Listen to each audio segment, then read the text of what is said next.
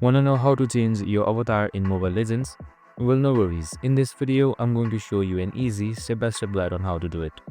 It's super simple, so let's get right into it. Now first up, what you need to do is simply open up your Mobile Legends application, and once you're there, on the top left right here you can see your profile. Just need to select it. Now once you're under your profile, just simply select collectible right here. So here there are various avatars of yours where you can edit, share as well as visit and see the leaderboards as well.